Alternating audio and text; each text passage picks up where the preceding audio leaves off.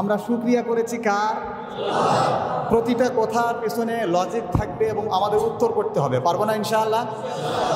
আল্লাহ তাআলা আমাদের বক্তা এবং শ্রোতাকে আজকের কথাগুলো আমলের নিয়তে বলার এবং শোনার এবং মনোযোগ শেষ পর্যন্ত রাখার আল্লাহ তাআলা তৌফিক দান করেন। আমরা আবারও বলি আমিন। প্রিয় ভাইয়েরা, আমরা কি বললাম, কি দোয়া করলাম আল্লাহ তাআলার কাছে? আল্লাহুম্মা লাকাল হামদু বিল ঈমান। আয় আল্লাহ, আপনার জন্য সমস্ত প্রশংসা, হামদ, কৃতজ্ঞতা, শুকর, সমস্ত সকল ধরনের প্রশংসা, কৃতজ্ঞতা, মার্সিফুল, মার্সি, সব কিছু নিবেদিত হোক, উৎসর্গ হোক আপনার জন্য। কেন? লাকাল হামদু বিল ঈমান। আপনি আমাদেরকে ঈমান নামক দৌলত দান করেছেন। আমরা বলি আমিন। লাকাল হামদু বিল ঈমান অনুবাদ আপনারা করতে পারবেন। আল্লাহ আপনার জন্য সকল প্রশংসা, যিনি আপনি দয়া করে আমাদেরকে হিন্দুর ঘরে জন্ম দেননি, বিধর্মীদের ঘরে, আমি কোনো ধর্মের কথা বলছি না, একদম এক বাক্যে বলে দিলাম, অন্য কোনো ধর্মাবলম্বী আপনি করেননি। আপনি মুসলিমের ঘরে অ্যাজ এ মুসলিম আমাকে মুসলিম করেছেন। এই জন্য আপনার কৃতজ্ঞতা প্রকাশ করছি। আমরা বলছি লাকাল হামদু বিল ঈমান। বলেন লাকাল হামদু বিল ঈমান। আপনার জন্য প্রশংসা যে আপনি আমাদেরকে ঈমান নামক দৌলত দান করেছেন। আমরা বলি আলহামদুলিল্লাহ। দ্বিতীয় বাক্যে যেটা বলেছি লাকাল হামদু বিল ইসলাম। আল্লাহ আপনার দরবারে আবারও হামদ, শুকরিয়া, কৃতজ্ঞতা প্রকাশ করছি এজন্য যে, মার্সি প্রকাশ করছি এজন্য যে লাকাল হামদু বিল ইসলাম, আপনি আমাদেরকে ইসলাম নামক ধর্ম দান করেছেন। সুবহানাল্লাহ। এখন রেফারেন্স না দিলেই তো নয়, প্রত্যেকটা কথার সাথে রেফারেন্স আছে। প্রিয় ভাইয়েরা, আল্লাহ তাআলা পবিত্র কুরআনুল কারীমের ৩য় নম্বর সূরার নামটা সবাই বলতে হবে। আমরা এই দিকে প্রশ্ন করলে উত্তরে আমরা পিছপা হয়ে থাকি। কুরআনুল কারীমের ৩য় বৃহত্তম সূরার নাম কি প্রিয় ভাই? অনেকে উত্তর দিতে পারলেন না যে সূরা আলে ইমরান। বলো সূরা, শুনেন, বলেন সূরা কি? আলে ইমরান। আসলে আমরা বলি আলে ইমরান, কথা বলতে গেলে তো অনেক কথা হবে প্রিয় ভাইরা। আসলে আলু ইমরান। যাই হোক, এই সূরা আলে ইমরানের একটি উল্লেখযোগ্য আয়াতে আমাদের ধর্মের কথা বলা হয়েছে। সুবহানাল্লাহ বলুন। এই জন্য এই ধর্মের উপরে যে আল্লাহ তাআলা আমাদের টিকিয়ে রেখেছেন, এই জন্য সকাল সন্ধ্যা আল্লাহ রসুল 3 বার এই শুকরিয়া আদায় করতে বলেছে। সুবহানাল্লাহ বলেন। সেটি কি? রাদিতু বিল্লাহি রাব্বা ওয়া বিল ইসলামি দীনা ওয়া বি মুহাম্মাদিন নাবিয়্যান ওয়া রাসূলা। সুবহানাল্লাহ বলেন। অর্থ কি প্রিয় ভাই? রাদিতু বিল্লাহি রাব্বা, আমরা সন্তুষ্ট, হে রব, আপনাকে আমরা রব হিসেবে পেয়ে, প্রতিপালক হিসেবে পেয়ে, আমরা ক্রিয়েটার হিসেবে পেয়ে, সৃষ্টিকর্তা হিসেবে পেয়ে আমরা সন্তুষ্ট। সুবহানাল্লাহ বলেন। কে কে সন্তুষ্ট না? হাত উঠান। আমরা সকলেই সন্তুষ্ট। আমাদের রবকে, আমাদের আল্লাহকে প্রতিপালক হিসেবে আমাদের জন্য পেয়ে আমরা সন্তুষ্ট। আলহামদুলিল্লাহ বলি। রাদিতু বিল্লাহি রাব্বা, আপনাকে রব হিসেবে পেয়ে আমরা সন্তুষ্ট। ওয়া বিল ইসলামি দীনা, এবং ইসলামকে ধর্ম হিসেবে পেয়ে সন্তুষ্ট। আলহামদুলিল্লাহ বলি। এই যে রেফারেন্স, শুধু তাই নয়, এটা তো একটা দোয়া আল্লাহ রাসূল পড়তে বলেছেন সকাল সন্ধ্যায়। রাদিতু বিল্লাহি রাব্বা ওয়া বিল ইসলামি দীনা ওয়া বি মুহাম্মাদিন নাবিয়্যান ওয়া রাসূলা, এবং সর্বশেষ নবী মুহাম্মদুর রাসূলুল্লাহ। এত আসতে প্রিয় ভাইরা বলেন সাল্লাল্লাহু আলাইহি ওয়াসাল্লাম। রিসেন্টলি 2 মাস আগে একটা মাস চলে গিয়েছে, আরবি মাস। বলেন তো কি মাস? রমজান মাস। এই রমাদানুল মুবারকে রাসূলুল্লাহ সাল্লাল্লাহু আলাইহি ওয়াসাল্লাম বলেছেন, যে ব্যক্তি 3টি কাজ করলো না, সে ব্যক্তি আল্লাহর রসুলের এবং জিবরিল সর্বশ্রেষ্ঠ এই 2 পার্সনের বদদোয়ায় পড়ে যাবে। নাউজুবিল্লাহ বলতে পারলেন না? আল্লাহ রসুল মেম্বারের উপর উঠছিলেন আর বলছিলেন, আমার নাম নেওয়া হলো যেই মজলিসে, অথচ দরুদ শরীফ পড়া হলো না, সাল্লাল্লাহু আলাইহি ওয়াসাল্লাম উচ্চ আওয়াজে পড়া হলো না। তারা ধ্বংস হোক। জিবরিল এবং রসুল বলেছেন আমিন, উভয়ের মধ্যে হয়েছে এটা আমিন। প্রিয় ভাইরা, আমাদের নবীর নাম শোনা মাত্রই যে কোনো মজলিসে আজকে শিক্ষা নিলাম, এই শিক্ষা নিয়ে আমরা কাজ করব ইনশাল্লাহ, কাজে লাগাবো। যে নবীর নাম শোনা মাত্রই আমরা বলে দেবো কি, সকলে বলেন তো। প্রিয় ভাইরা, কথা শোনার আদব রয়েছে, শিষ্টাচার রয়েছে। সাহাবীদের নাম শোনা হলে, পুরুষ হলে রাদিয়াল্লাহু আনহু, একজন হলে আনহু, দুইজন হলে আনহুমা, বহুজন হলে আনহুম, একজন মহিলা হলে আনহা, দুইজন মহিলা হলে আনহুমা, অনেকজন মহিলা হলে আনহুন্না। সুবহানাল্লাহ বলেন না। প্রিয় ভাইরা, এই জন্য আমাদের রসুলের নাম যখন আমরা শুনবো তখনই সাথে সাথে বলে দেবো সাল্লাল্লাহু আলাইহি ওয়াসাল্লাম, ওয়াবিল ইসলামি দীনা ওয়াবি মুহাম্মাদিন নাবিয়্যা ওয়া রাসূলা, এবং নবী মুহাম্মদকে নবী এবং রসুল। আলহামদুলিল্লাহ বলি। আমাদের শেষ নবী শুধু নবী না প্রিয় ভাইয়েরা, প্রায় না 2,24,000 নবী পয়গম্বর আল্লাহ তাআলা এই ধরাতে আমাদের মতো মানুষকে সঠিক করার জন্য, হেদায়েতের পথে আনার জন্য আল্লাহ তাআলা প্রেরণ করেছে। সুবহানাল্লাহ। তার সর্বশিষ্যে ছিলেন আদম আলাইহিস সালাতু ওয়াস সালাম, আর সর্বশেষে আগমন করেছিলেন, জোরে বলতে হবে, মুহাম্মাদুর রাসূলুল্লাহ সাল্লাল্লাহু আলাইহি ওয়াসাল্লাম। সেই মুহাম্মাদুর রাসূলুল্লাহ সাল্লাল্লাহু আলাইহি ওয়াসাল্লামকে আমরা নবী এবং রাসূল হিসেবে পেয়ে সন্তুষ্ট। সুবহানাল্লাহ বলেন।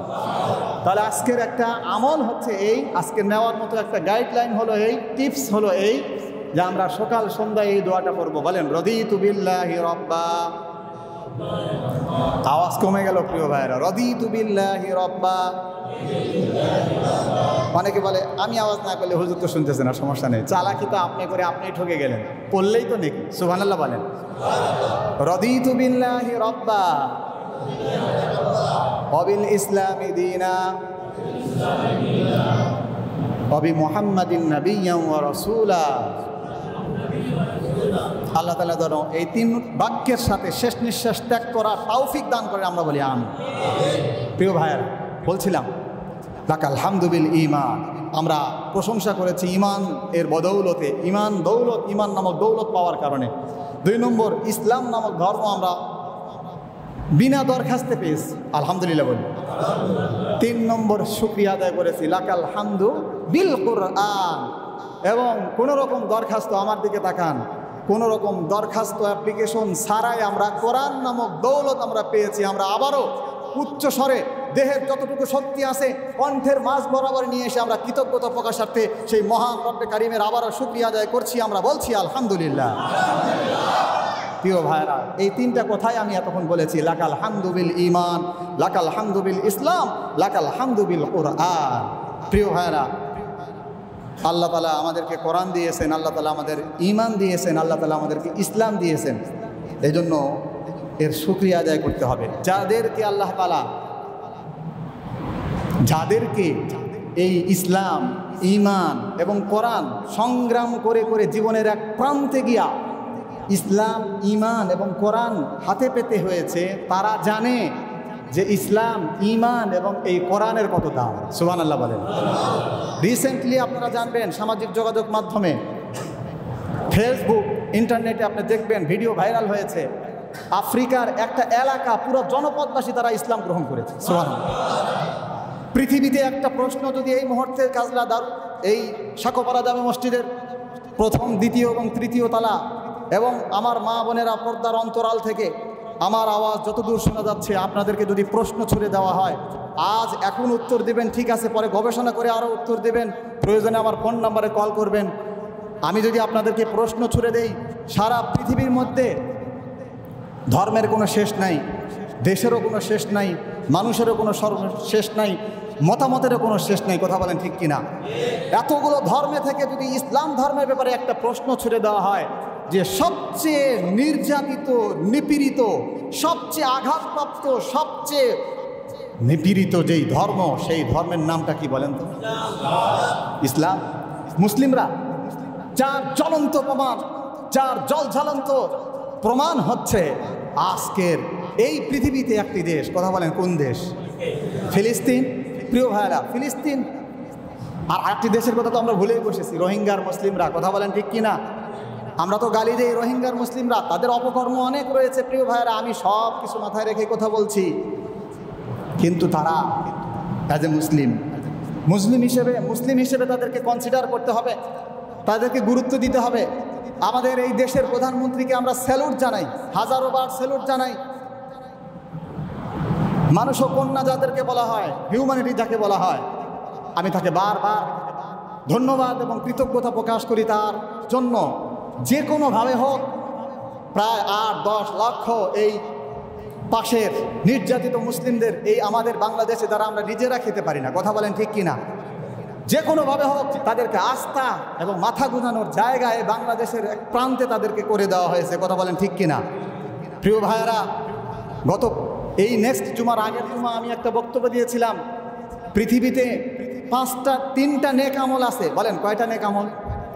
আমাদের এই ধর্মে 3টা নেক আমল আছে, যেই 3টা নেক আমল আপনার সারা জীবনের, আপনার প্রাপ্ত বয়স্ক হওয়ার পর থেকে নিয়ে সারা জীবনের সমস্ত গুনাহকে ওয়াল ডিলিট করে দিতে পারে। সেই 3টা আমলের কথা কি আপনারা শুনবেন প্রিয় ভাইয়েরা? বললেন না যে? 1 নম্বর হচ্ছে আল হিজরত ইয়াহদিমু মা কানা ক্বাবলাহু। হিজরত কেবলমাত্র ধর্ম, বর্ণ, ইসলাম, দিন, ধর্মকে, কোরআনকে আর স্রষ্টাকে, ক্রিয়েটরকে, এই ধর্মের কথাকে বুলন্দ রাখতে, ধর্মের মান সম্মানকে সুউচ্চে রাখতে যদি হিজরত করতে হয়, দেশান্তর করতে হয়, তাকে ইসলামী পরিভাষায়, শরীয়তের পরিভাষায় বলা হয় হিজরত। সুবহানাল্লাহ বলেন। যেটা আমার রসুল বিশ্বনবী মুহাম্মদুর রাসূলুল্লাহ সাল্লাল্লাহু আলাইহি ওয়াসাল্লাম তার জীবনীতে মক্কা থেকে মদিনায় হিজরত করেছিলেন, কথা বলেন ঠিক কিনা। তার আগে আবিসিনিয়া হিজরত হয়েছিল সাহাবীদের, রাসূলুল্লাহ সাল্লাল্লাহু আলাইহি ওয়াসাল্লাম হিজরত করেছিলেন। প্রিয় ভাইরা, আমাদের জীবনে অথবা ইসলামে বিধান রয়েছে পৃথিবীতে আবারও হিজরতের সময় আসতে পারে, হিজরত ফরজ হতে পারে। এখন ফরজের হুকুম নেই। কোনো সময় যদি ইসলামকে, কোরআনকে, ধর্মকে সামনে বুকে এবং বলবৎ রাখতে দেশ থেকে দেশান্তরে হিজরত করতে হয়, তখন হিজরত হয়ে যাবে ফরজ। সুবহানাল্লাহ বলেন। হিজরতের ব্যাপারে 1 নয় 2 নয় একাধিক সূরার আয়াত রয়েছে হিজরতের ব্যাপারে। আমি যেই সত্য বাক্য হাদিসের তেলাওয়াত করেছি, পাঠ করেছি, যারা আলেম আছেন তারা বোঝেন, ইন্নাল হিজরাতা ইয়াহদিমু মা কানা ক্বাবলাহু। এই হিজরত পূর্বের সমস্ত গুনাহ আল্লাহ তাআলা মাফ করে দেন হিজরতের মাধ্যমে। এই একটা নেক আমল। 2 নম্বর নেক আমল, যেটা সিজন চলছে আজকে, যেটি নিয়ে কথা বলবে, সেটি হচ্ছে হজ। ওয়াল হাজ্জু ইয়াহদিমু মা কানা ক্বাবলাহু। হজ এমন একটি নেক আমল যেটা পিছনের সমস্ত গুনাহকে আল্লাহ তাআলা ডিলিট করে দেন। সুবহানাল্লাহ। কারাজা কায়াউমিন ওয়ালাদাতহু উম্মুহু।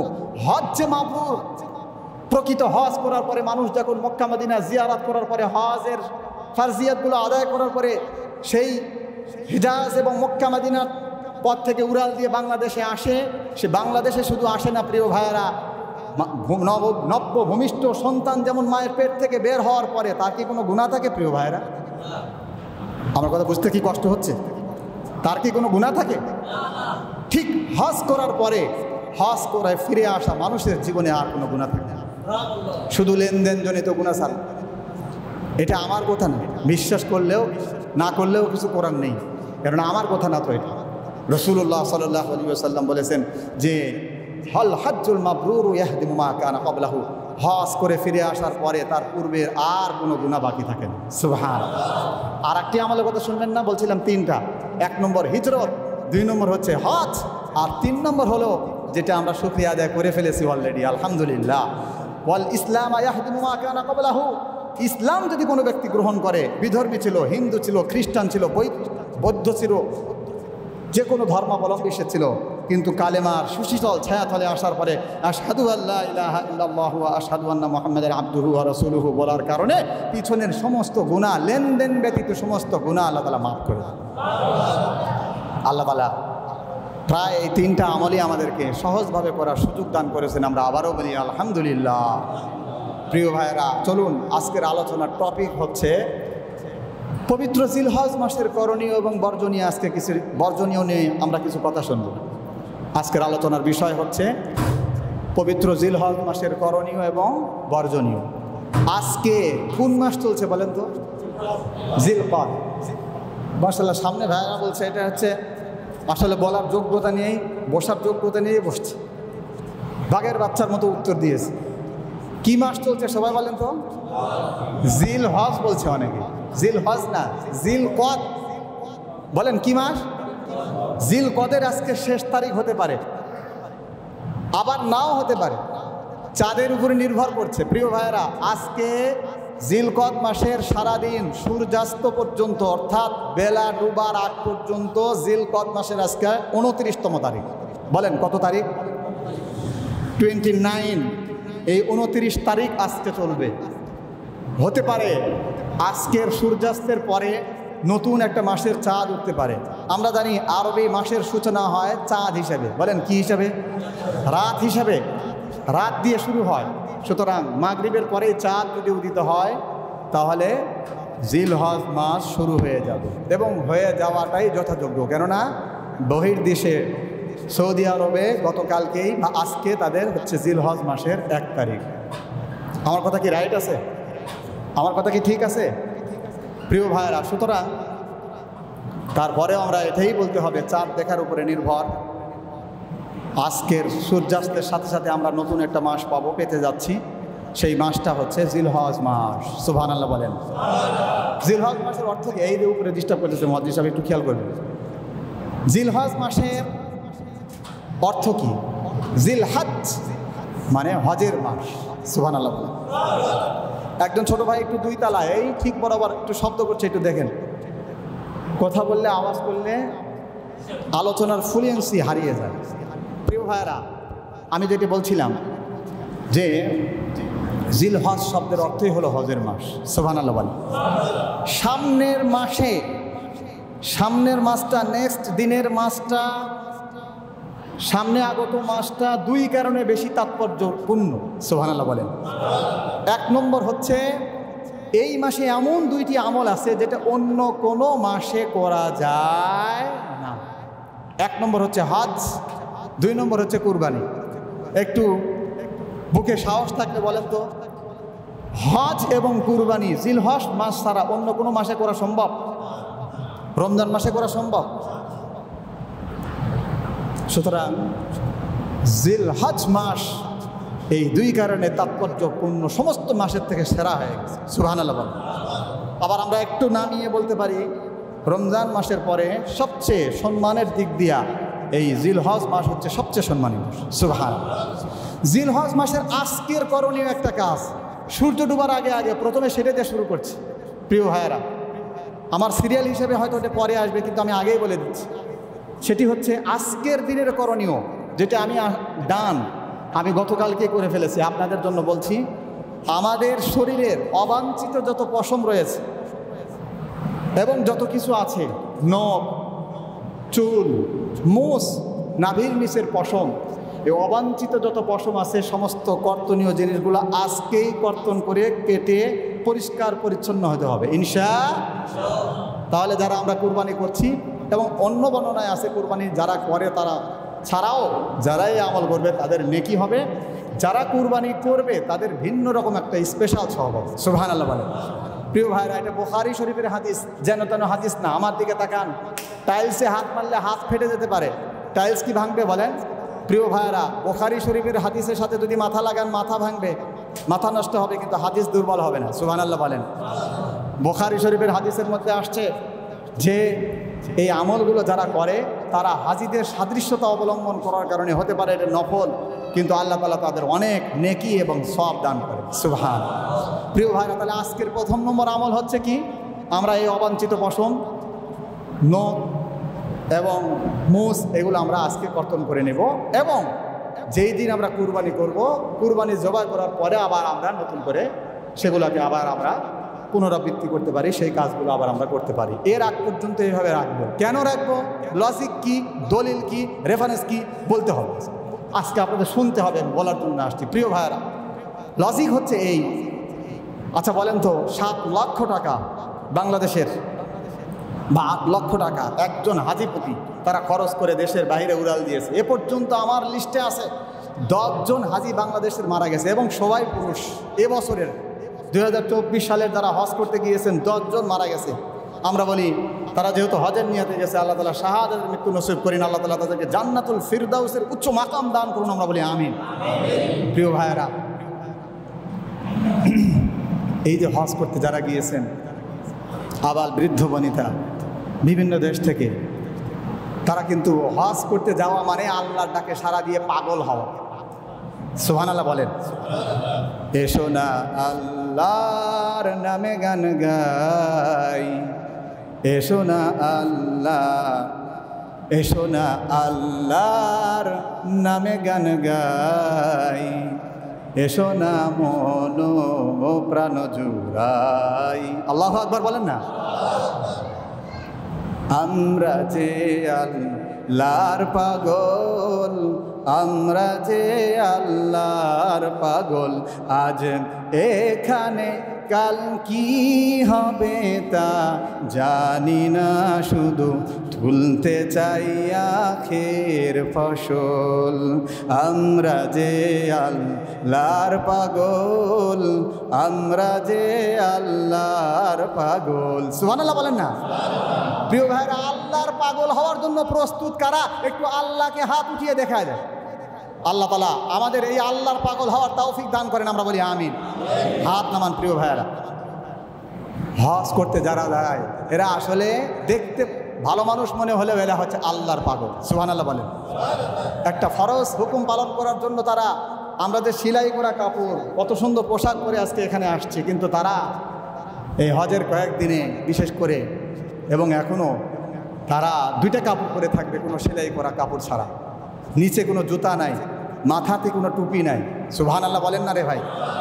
আরে ভাই, এত সম্ভ্রান্ত ফ্যামিলির ছেলে মেয়ে, আবল বৃদ্ধ বনিতা, তারা ওখানে এরকম সেজেছে কেন? তার মানে তারা আল্লাহর পাগল। অর্থাৎ আল্লাহ লাব্বাইক আল্লাহুম্মা লাব্বাইক লা শারীকা লাকা ইন্নাল হামদা ওয়ান নি'মাতা লাকা ওয়াল মুলক লা শারীকা লাক। আলহামদুলিল্লাহ বলেন। এই কথার অর্থ কি? লাব্বাইক ও আল্লাহ, হজের জন্য এই যে ইব্রাহিম আলাইহিস সালাম সূরাতুল হজের মধ্যে আছে, ওয়াযিন ফিন নাসি বিল হজ্জি ইয়াতিকা রিজালান। ইব্রাহিম আলাইহিস সালাম শত শত বছর আগে ইব্রাহিম আলাইহিস সালাম হজের জন্য আহ্বান করেছেন, যারা যারা হজ করতে চাও তারা হজের জন্য তৈয়ারি গ্রহণ করো। সুবহানাল্লাহ বলেন। ওই যে আযান ইব্রাহিম আলাইহিস সালামের আহ্বানে যারা সাড়া দিয়েছিল, আল্লাহ তাআলা যাদের নসিবে রেখেছেন তারাই 2024 সাল এবং কিয়ামত পর্যন্ত আল্লাহ তাআলার ঘরের মেহমান হবে। সুবহানাল্লাহ। প্রিয় ভাই, এই হজ নসিবে থাকতে হয়, টাকা দিয়ে হজ হয় না প্রিয় ভাইরা। আমার গ্রামে আমি উদাহরণ দেখেছি, একদম দিনমজুর সে হজ করেছে। সুবহানাল্লাহ বলেন। রিসেন্টলি কুমিল্লার এইদিকে একটা যুবক, আপনি শুনেছেন, যে পায়ে হেঁটে হজ করেছে। সুবহানাল্লাহ বলেন। বাংলাদেশিরা কি করতে পারে না? বাংলাদেশিরা সব করে দেখায় দিতে পারে। কথা বলেন ঠিক কিনা? সুতরাং এই হজ করা মানে আল্লাহর রাস্তায় আল্লাহর হুকুমে পাগল হয়ে যাওয়া। তো আমরা মুসকেটে, আমরা কিছুদিন পরে 10 দিন, কেউ আছে সপ্তাহে 2 বার মুস কাটে, এই 10 দিন কাটতে পারবো না। বিশেষ করে আমি যে কথা বলছি, আমি 2-4 দিন 5 দিন পর পর যদি মুস না কাটি আমার থাকা অসম্ভব হয়ে যায়। প্রিয় ভাইয়েরা, যারা আমরা অভ্যাস, তো আমরা জানি হাতের আঙ্গুল যদি, নখ যদি একটু বেড়ে যায় আমরা সহ্য করতে পারি না। কারো কারো চুল মেজাজ যেমন আছে, একটু বড় হয়ে গেলে আর সহ্য করতে পারি না। কিন্তু এই 10 দিনে আমরা অবাঞ্ছিত পশম নিয়ে থাকবো কেন? আমরা ওই হাজিদের সাদৃশ্য অবলম্বন করব। হতে পারি আজকে পৃথিবীর এই চক্করের কারণে আমরা বাংলাদেশে পড়ে থাকবো, কিন্তু হাজিরা যারা আল্লাহর ধ্যানে, আল্লাহর জন্য পাগল হয়ে ওটা লাব্বাইক আল্লাহুম্মা লাব্বাইক বলছে, আল্লাহকে পাবার জন্য পাগল হয়ে গিয়েছে, আমরা হতে পারি সেখানে যেতে পারি নাই। আল্লাহ তাআলা আমাদের তৌফিক দিবেন ইনশাআল্লাহ। আমরা বাংলাদেশে আসি, কিন্তু ওই হাজি ভাইদের সুরে, ওই হাজি ভাইদের সাদৃশ্য অবলম্বন করে আমরাও ওই পাগলের বেশ ধরবো। আল্লাহ তাআলা এই পাগলের বেশ ধরাকে কবুল করে আমাদেরকে গুনাহ মাফ করে দেবেন। সুবহানাল্লাহ। আল্লাহ তাআলা যেন এই আমলটা করার আমাদের তৌফিক দান করেন, আমিন। প্রিয় ভাইরা, আজকের আলোচনার মোট 10টা বিষয় রয়েছে। 1 নম্বর হচ্ছে আল্লাহর জিকির বেশি বেশি করা। বলেন, আল্লাহর জিকির কি? এই 10 দিনে সবচেয়ে বেশি চলবে একটা জিনিস, আল্লাহর জিকির। সুবহানাল্লাহ। আপনি যা জানেন, বিসমিল্লাহির রহমানির রহিম, আলহামদুলিল্লাহ, লা ইলাহা ইল্লাল্লাহ, আল্লাহু আকবার, সুবহানাল্লাহ, আলহামদুলিল্লাহ, লা ইলাহা ইল্লাল্লাহ, আল্লাহু আকবার। রাসূলুল্লাহ সাল্লাল্লাহু আলাইহি ওয়াসাল্লাম বলেন সবচেয়ে উত্তম জিকির হলো 4টা। বলেন কয়টা? সবচেয়ে উত্তম জিকির হচ্ছে 4টা জিকির। সুবহানাল্লাহ। একটু জোরে বলেন না রে প্রিয় ভাই। আলহামদুলিল্লাহ, লা ইলাহা ইল্লাল্লাহ, আল্লাহু আকবার। এই চারটি জিকির হচ্ছে উত্তম জিকির, আমরা সবসময় বলে থাকি সুবহানাল্লাহ, আলহামদুলিল্লাহ, লা ইলাহা ইল্লাল্লাহ, আল্লাহু আকবার। প্রিয় ভাই, এই চারটা জিকিরের ব্যাপারে বিশ্লেষণ করতে গেলে এই চারটা জিকিরের মধ্যেই নামটা আছে একজনের, আল্লাহ। সুবহানাল্লাহ। এমন রব আমরা পেয়েছি যেই আয়াতগুলোর মধ্যে পাওয়া গেছে এই রবের পরিচয়, সেই আয়াতগুলা শীর্ষ আয়াতে পৌঁছে গিয়েছে। সুবহানাল্লাহ। আয়াতুল কুরসি আয়াতুন সাইয়্যিদুল আয়াতি মিনাল কুরআনি ওয়াস সুওয়ার। কোরআনের সমস্ত আয়াত, সমস্ত সূরার মধ্যে সরদার যেই আয়াত সেটি হলো আয়াতুল কুরসি। সুবহানাল্লাহ। একদিন যদি আপনারা সুযোগ দেন আয়াতুল কুরসির 10টা পয়েন্ট নিয়ে আলোচনা করব। শুধু একটা মজলিস, একটা ওয়াজে 2 ঘন্টা সময় লাগবে যে আয়াতুল কুরসির মধ্যে 10টা বিষয় আছে সেটা বলার জন্য। সুবহানাল্লাহ বলেন। এই 4টা জিকির কেন আফজালুজ জিকির হয়ে গেল? এই 4টা জিকিরের মধ্যে নাম আছে একটা সত্তার, তিনি হলেন আল্লাহ। সুবহানাল্লাহ, আলহামদুলিল্লাহ, ওয়ালা ইলাহা ইল্লাল্লাহ, আল্লাহু আকবার। সুবহানাল্লাহ। প্রিয় ভাইরা, আজকের 10টি পয়েন্টের মধ্যে থেকে প্রথম পয়েন্ট আজকে ভাবিকে শোনাইতে হবে, বাসায় গিয়ে আর নতুন করে শোনাইতে হবে। 1 নম্বর আলোচনা হচ্ছে আজকের 1 নম্বর টিপস হচ্ছে, 1 নম্বর পয়েন্ট হচ্ছে আল্লাহর জিকির বেশি বেশি করা জিলহজ মাসে। বলেন, জিলহজ মাসের প্রথম 10 দিনের বেশি বেশি কাজ যেটা করবো সেটি কি বলেন? আল্লাহর জিকির বেশি বেশি করবো। সুবহানাল্লাহ, আলহামদুলিল্লাহ, আল্লাহ আল্লাহ আল্লাহ আল্লাহ আল্লাহ আল্লাহ আল্লাহ। সুবহানাল্লাহ। সাহাবীদের মধ্যে এমন রয়েছে উল্লেখযোগ্য সাহাবীরা শুধু বাজারে যেতেন এজন্য যে যদি জিকিরের মজলিস না থাকতো ওখানে গিয়া উনি সূত্রপাত করতেন, গান দিয়ে না। প্রিয় ভাইয়েরা, সাহাবীরা জোরে জোরে তাকবীর বলতেন, আল্লাহু আকবার, আল্লাহু আকবার। সুবহানাল্লাহ।